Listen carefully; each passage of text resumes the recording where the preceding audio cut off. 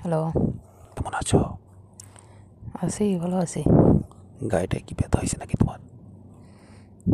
আছে অল্প একটু। তাই? ওষুধ কিনে দিলে না, ওগুলো খেলাম আর কি। ও আচ্ছা, সেদিন কেমন মজা হয়েছে বলো? আরে আমি শুয়ে শুয়ে তো এখন ভাবতেছি তুমি মানুষ নাকি গরু। কেন কেন? মানুষ এভাবে মানুষরে কষ্ট দেয় নাকি? ও আচ্ছা আচ্ছা, ও একটু কষ্ট পেলে কিছু হয় না। মানুষরা কষ্ট দিলে আবার ওষুধও কিনে দেয়। হুম, আবার কবে যাবা? আরে দু একদিন সময় দাও না, গার ব্যথা জাগাবে তারপরে। কি বলো? ওষুধ দাম কিনে দিলাম। ওষুধ খেলে কি আর ব্যথা দেয়নি, রেস্ট না করলে। ও আবার কিন্তু যাইতে হবে, কি বলো? টাইম হয়েছে না তোমার? হুম, আমার তো প্রতিদিন ইচ্ছা করে। তোমার কি অবস্থা? আছে তেমন একটা ভালো না অবস্থা।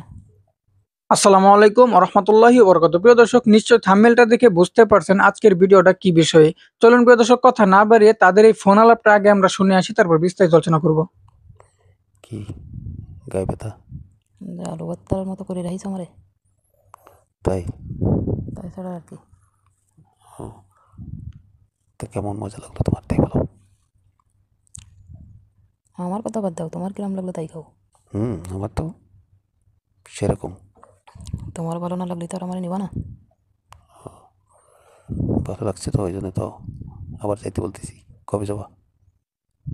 আরে সপ্তাহের মধ্যে 2-3 বার পারবো না, একবার হলেই সম্ভব। তাই?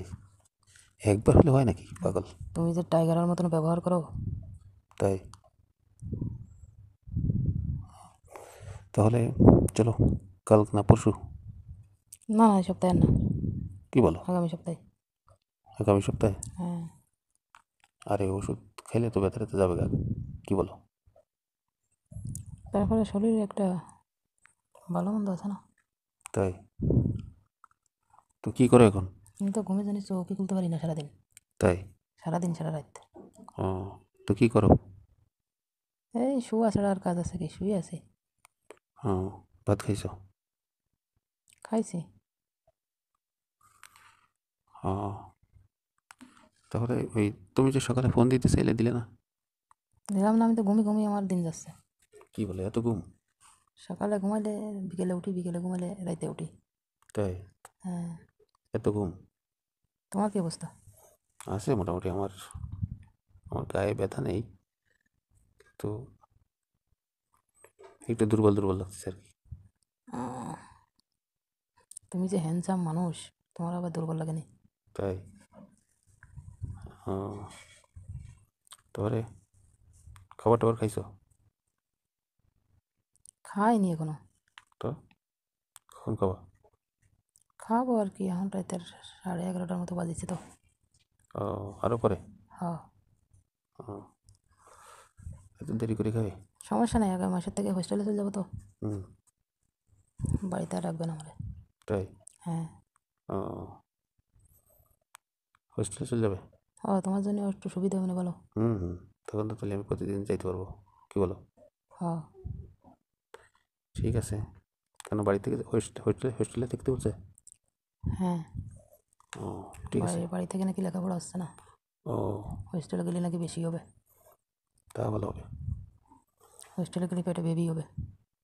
তাই? হ্যাঁ। সমস্যা নেই। বেবির বাপ তো আছে। হুম, বেবির বাবা আছে না, সমস্যা নেই কোনো। তাহলে কবে যাচ্ছ হোস্টেলে? আগামী মাসে 1 তারিখে।